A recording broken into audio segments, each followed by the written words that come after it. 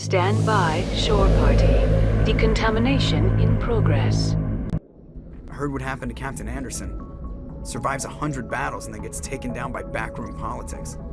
Just watch your back, Commander. Things go bad on this mission, you're next on their chopping block. Captain Anderson should be the one in charge. It's like I'm stealing the ship from him. Yeah, the captain got screwed. But it's not like you could have stopped it. Nobody's blaming you. Everyone on this ship's behind you, Commander. 100%. Intercom's open. If you got anything you want to say to the crew, now's the time. This is Commander Shepard speaking. We have our orders. Find Saren before he finds the conduit. I won't lie to you, crew. This mission isn't going to be easy. For too long, our species has stood apart from the others. Now it's time for us to step up and do our part for the rest of the galaxy. Time to show them what humans are made of. This began with an attack on a human settlement in the Traverse. But we know Saren won't stop there. His Geth armies aren't going to stay on the far fringes of Citadel space.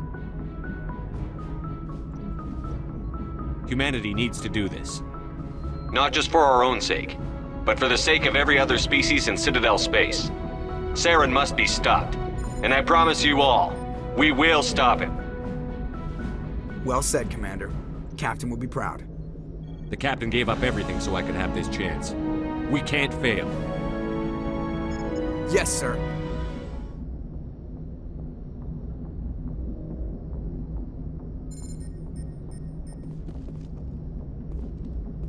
Commander, something you need? How's the Normandy performing? Is she everything they said she'd be? She's the best ship in the fleet, if you've got a pilot who knows how to handle her. Balance isn't what you'd expect. Takes a while to get used to that oversized drive core we got stuffed in the back, and her power can sneak up on you if you're not careful. The Normandy's probably too much ship for your average Alliance pilot, Commander. Lucky for you, I'm anything but average. I like to know my crew. Mind if I ask you a few questions? I can see where this is going. You did a background check on me, didn't you? Well, I'll tell you the same thing I told the captain. You want me as your pilot. I'm not good. I'm not even great. I am the best damn helmsman in the Alliance fleet. Top of my class in flight school, I earned that. All those commendations in my file, I earned every single one. Those weren't given to me as charity for my disease. I'm sorry, Joker. I didn't even know you were sick. You mean you didn't know? Oh, crap. Okay, I've got Vrolik syndrome, brittle bone disease. The bones in my legs never develop properly. They're basically hollow, too much force and they'll shatter. Even with crutches and my leg braces, it's hard to get around. One wrong step and crack! It's very dramatic, but I've learned to manage my condition, Commander. Put the Normandy in my hands and I'll make her dance for you. Just don't ask me to get up and dance unless, you like the sound of snapping shin bones. I need to know more about this Vrolik syndrome if I'm putting my ship in your hands. Yeah, of course you do. It's an extremely rare condition. Nobody knows exactly what causes it. Genetic, maybe. It's treatable, but there's no cure. They classify my case as moderate to severe. I was born with over a dozen fractures, hip, thighs, ankles. My bones were already breaking in the womb. 100 years ago, I wouldn't have survived past my first year. Lucky for me, modern medical science has turned me into a productive member of society. You're not gonna break a bone trying to fly the ship, are you? I don't fly with my feet, Commander, so I'm fine as long as I'm in this chair. I gotta be real careful when I get up to take a piss, though. I can do my job as well as anyone on the ship. Better, actually. So don't worry about it. I'm not trying to make you uncomfortable. Let's talk about something else. Whatever you want, Commander. Why does everyone call you Joker? It's a lot shorter than saying Alliance Flight Lieutenant Jeff Moreau. Plus, I love to make little children laugh. You're dodging the question. Look, I didn't pick the name. One of the instructors in flight school used to bug me about never smiling. She started calling me Joker, and it stuck. Why didn't you ever smile? Hey, I worked my ass off in flight school, Commander. The world's not gonna hand you anything if you go around grinning like an idiot. By the end of the year, I was the best pilot in the academy, even better than the instructors, and everybody knew it. They'd all got their asses kicked by the sickly kid with the creaky little legs.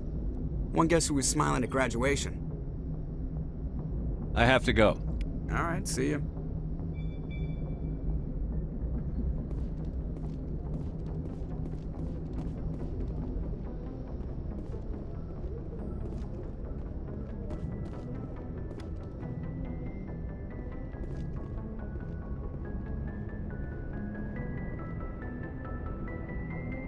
If anyone has to take over for Captain Anderson, I'm glad it's you. I'm not sure about having non-humans on our ship, though. We're all on the same team here, Presley. With all due respect, sir, that's what they said about Nihilus. Look how that turned out. I'm in charge here, Presley. I decide if we have non-humans on this vessel. Yes, sir. Understood, sir.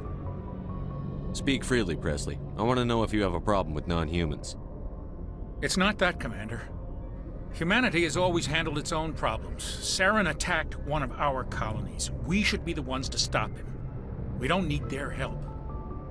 Some people think asking for help is a sign of weakness. That's just being stupid and stubborn. No matter how strong you are, allies can make you stronger. I guess so. Maybe I'm just stuck in the old ways of thinking. But don't worry, Commander. This won't be a problem. How did you end up assigned to the Normandy? I signed up with the Alliance as a navigator right out of school, following in my grandfather's footsteps, I guess. My first posting was on the Agincourt. We were at Elysium during the Skillian Blitz. A massive fleet of alien raiders hit the colony, trying to wipe it out. They had the numbers, but their ships were no match for an Alliance frigate. It was a slaughter. We couldn't even keep track of how many ships they lost. How'd you end up on the Normandy? I got my officer's commission after Elysium.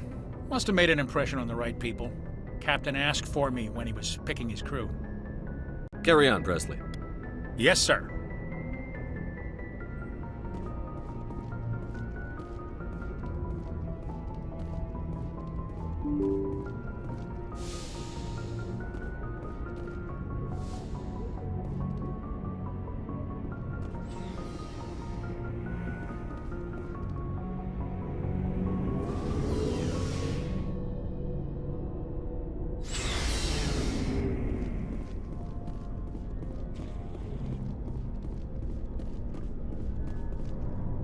Commander?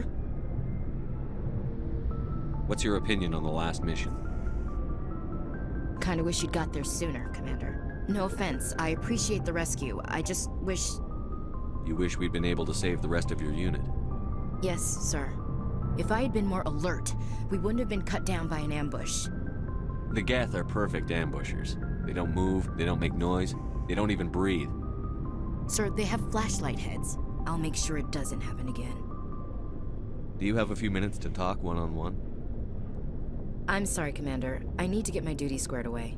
I wouldn't mind talking more later, though. Dismissed, Chief. Sir.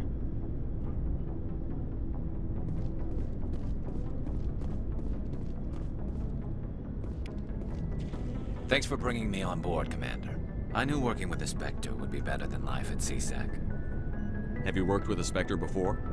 Well, no, but I know what they're like.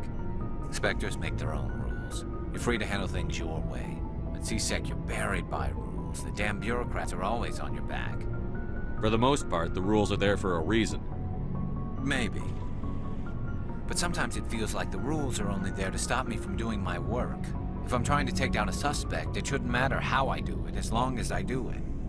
But CSEC wants it done their way. Protocol and procedure come first. That's why I left. So you just quit because you didn't like the way they do things? There's more to it than that. It didn't start out bad, but as I rose in ranks, I got saddled with more and more red tape. CSEC's handling of Saren was typical. I just couldn't take it anymore. I hate leaving. I hope you made the right choice. I'd hate for you to regret it later. Well, that's sort of why I teamed up with you. It's a chance for me to get off the Citadel, see how things are done outside CSEC. Either way, I plan to make the most of this. And without CSEC headquarters looking over my shoulder, well, maybe I can get the job done my way for a change. If getting the job done means endangering innocent people, then no. We get the job done right, not fast. Got it? I wasn't trying to. I understand, Commander.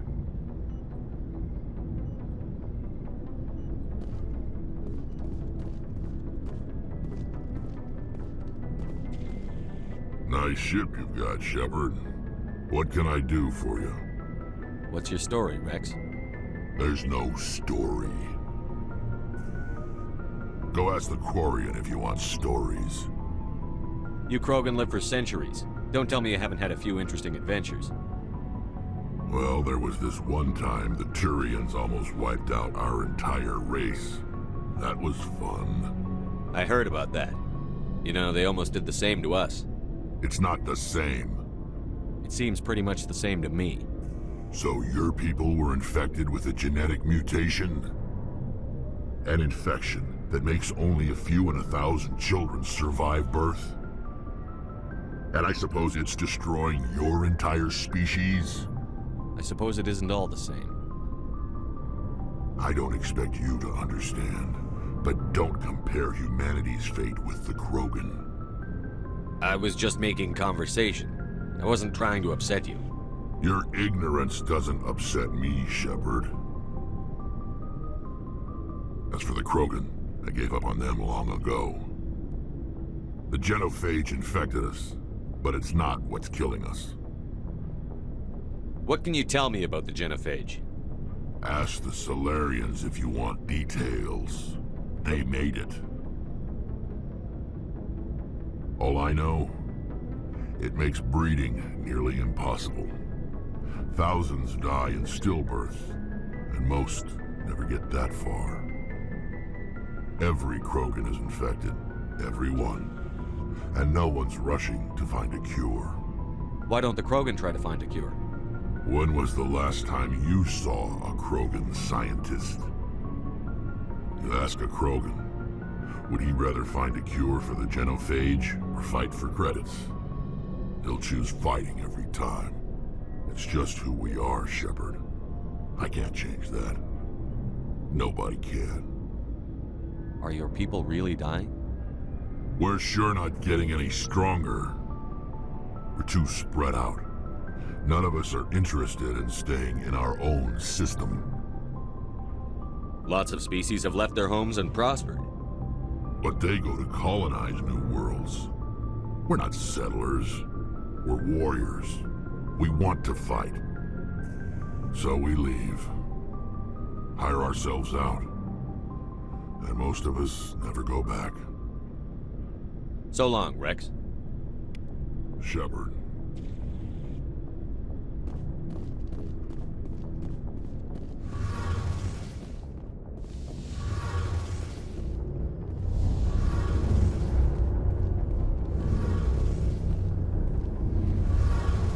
Your ship's amazing, Shepard.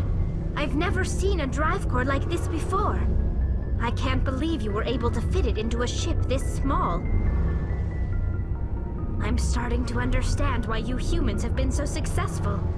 I had no idea Alliance vessels were so advanced. The Normandy's a prototype. Cutting-edge technology. A month ago, I was patching a makeshift fuel line into a converted tug ship in the flotilla. Now, I'm sitting on board one of the most advanced vessels in Citadel space. I have to thank you again for bringing me along. Traveling on a vessel like this is a dream come true for me. I had no idea you found ship technology so interesting. It comes with being a Quarian. The migrant fleet is the key to the survival of my people. Ships are our most valuable resource. But we don't have anything like this. We make do with cast-offs and second-hand equipment. We just try to keep them running for as long as we can. Some of the fleet's larger vessels date all the way back to our original flight from the Geth. I can't believe your fleet's still using ships that are 3 centuries old. They're constantly being repaired, modified, and refitted. They aren't pretty, but they work. Mostly. We've tried to make ourselves as independent as possible on the flotilla, grow our own food, mine, and process our own fuel. But some things we just can't make on our own. A patch to maintain the hull integrity requires raw materials we just don't have. That's why our pilgrimages are so important. I want to know more about the pilgrimage. When my people reach maturity, we leave our birth ships and seek acceptance with a new crew. It's necessary to maintain genetic diversity among the fleet. But no ship wants to accept someone who will be a burden on them. So, to prove our worth, we embark on a pilgrimage. We set out alone, leaving the flotilla and our families behind us. We only return once we have found something of value we can bring back to the fleet. This is presented as a gift to the captain of the respective ship we wish to join. If the gift is accepted, we are welcomed into the crew. Can a captain choose to reject the gift? That doesn't happen often. Most captains are eager to increase the size of their crew. It increases their own standing in our society. Even when a gift is not particularly valuable, the captain usually accepts it out of a sense of tradition. However, there is a stigma to presenting a substandard gift. It's not the best way to make a good impression on a new community. Most pilgrims don't return until they find something worthwhile. I can't believe they just send you off alone. It's not like they just cast us out. Before we leave, we are given lessons in how to survive outside the flotilla, and given gifts to help us on our journey. We also receive implants to fight off sickness and disease. Generations of living in an isolated and highly controlled environment have left our immune systems weaker than most. By the time we leave the fleet, we are well equipped for the pilgrimage. This is a rite of passage for all Quarians. If it were dangerous, our numbers would suffer. Virtually every pilgrimage ends with a triumphant return and the ritual presentation of the gift to one of the fleet's captains. I want to talk about something else. Like what? Tell me about your people. Our lives aren't easy. Resources are scarce, and we are constantly on the move. Everything we do must in some way contribute to the continuation of the migrant fleet. There are 17 million Quarians in the flotilla, and each of us relies on the others for survival. The bonds among my people are strong. Unfortunately, we have had to surrender many of the freedoms and civil liberties other species take for granted. What kind of freedoms? Well, it's illegal for parents to have more than one child. If our population grows too much, it would strain our resources to their breaking point. Of course, we also can't allow our numbers to become too few. If our population is in decline, the rule against single births is temporarily repealed. In extreme cases of population decline, incentives are even offered to encourage multiple births, though the Conclave hasn't had to take such measures in nearly a century. That's your government. The Conclave is our civilian branch of government. Each ship can elect a representative to serve on the Conclave and make decisions that affect the fleet as a whole. On matters that affect an individual ship, however, the captain has the final say. It's a tradition that dates back to the early days, when the fleet was governed by martial law. Fortunately, most captains nowadays are smart enough to have an elected council from their crew to give them advice and guidance. So the ultimate power rests with elected officials. In practice, the Conclave and the respective council for each ship tend to set the rules that govern our daily lives. But in theory, we are still under military jurisdiction. The 5 top-ranking military officials in the fleet serve on the Admiralty Board. These 5 have the power to overrule any decision by the Conclave in case of emergency. To do so requires unanimous agreement among the Admiralty, and they can only do this once. After that, the entire board must resign their posts. It's a safeguard that served us well. In nearly 3 centuries, the Admiralty Board has only overruled the Conclave 4 times. I want to know more about the Geth. I doubt I can tell you anything you don't already know. It's been almost 3 centuries since they drove my people into exile.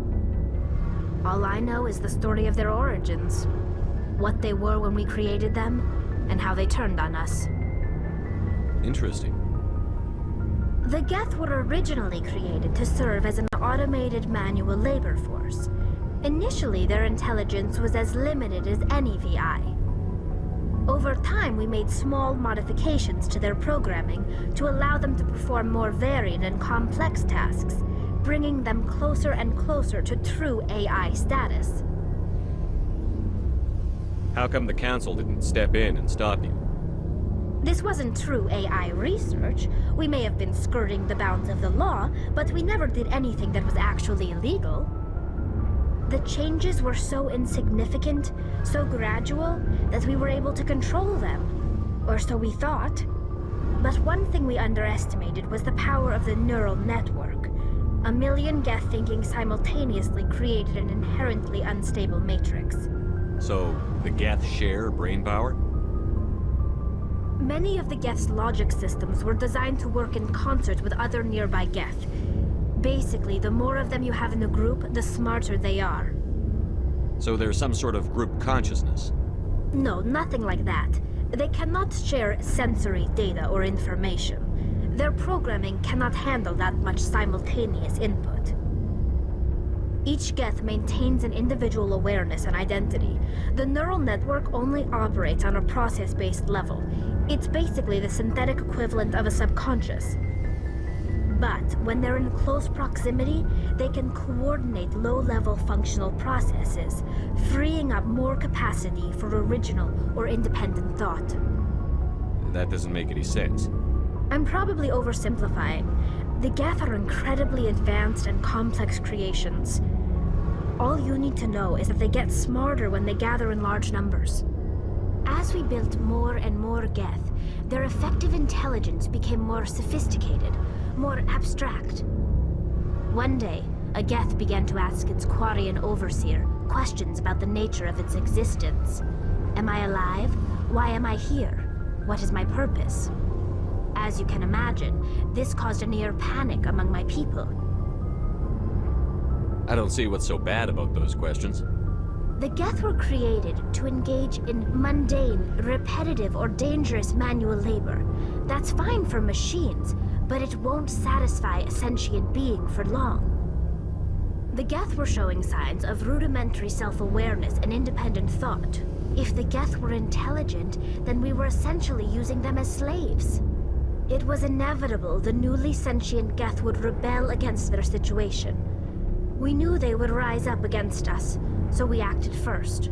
A general order went out across all Quarian-controlled systems to permanently deactivate all Geth.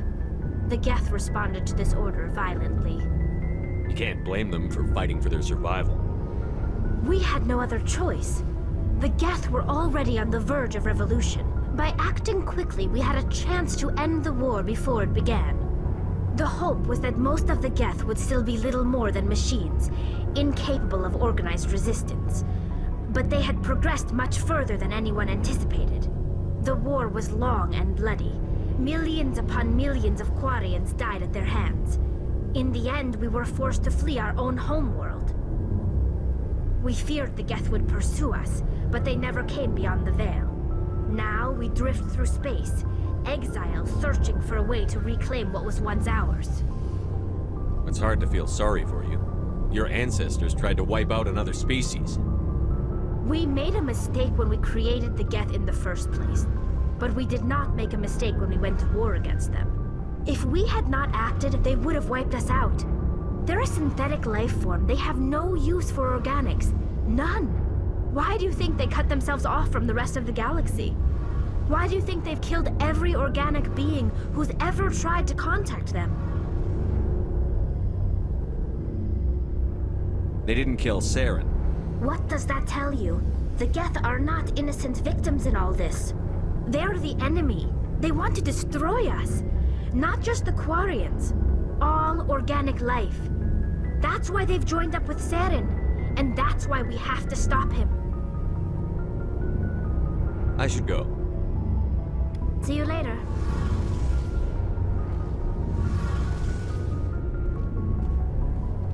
Hey, Commander, you know that Quarian, Tally? She's been spending all her time down here asking me about our engines. I'll tell her to leave you alone. What? No, she's amazing. I wish my guys were half as smart as she is. Give her a month on board and she'll know more about our engines than I do. She's got a real knack for technology, that one. I can see why you wanted her to come along. I figured she'd be a real asset to the team. You got an eye for Tally, Commander, but I'm guessing that's not why you came down here. Where else have you served, Adams?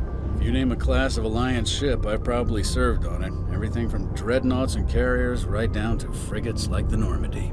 My last assignment was on the Tokyo, only a cruiser, but she was a good ship. Couldn't hold a candle to the Normandy, though. I want to know more about the Normandy. She's the best ship I've ever served on, probably the fastest vessel ever designed, and she's the only one using the new Tantalus drive core. What's so special about the Tantalus drive core? Proportionally, it's about twice the size of any other vessel.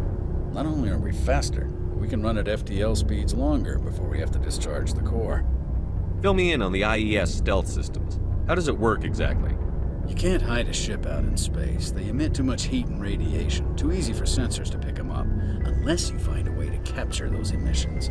So our stealth systems trap the energy we give off in storage sinks built into the ship itself. No emissions to give away our location. Eventually the sinks have to be vented. More than a few hours silent running and they overheat. Cook us inside our own hull. There's no way for anyone to detect us? A visual scan can still pick us up. Anyone looking out a window can see us plain as day. But you have to be pretty close to get an actual visual out in space. Most vessels rely on scanners. As long as the stealth systems are engaged, they can't see us. Not unless we accelerate to FTL speeds. Why doesn't it work with faster-than-light travel? Cranking up to FTL blue shifts our emissions, pushes them into frequencies too high to capture in the sinks. As soon as we make the jump, it's like setting off a flare. Sensors can pick up our location whenever we enter or exit FTL flight, but for short-range missions, our stealth systems are amazing, and we've got the only one. Carry on, Adams. Aye, aye, Commander.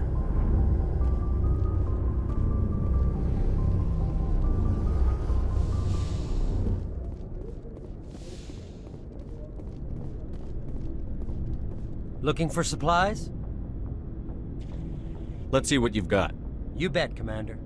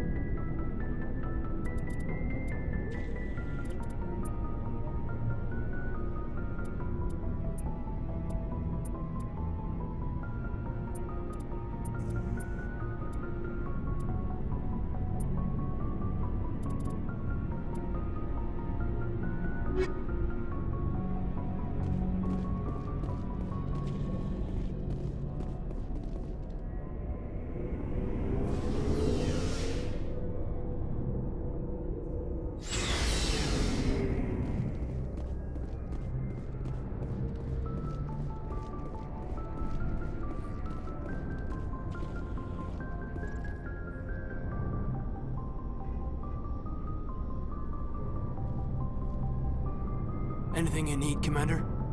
What's your opinion on the last mission? I don't see how we could have done things any better. At least not without getting to Eden Prime sooner. And we were on the scene faster than any other Alliance ship could have been. Just trying to get a sense of where the crew's at. Thoughts? I've wasted enough of your time for now, Commander. We'll have time for personal debriefings later. We'll talk another time, Lieutenant. Commander?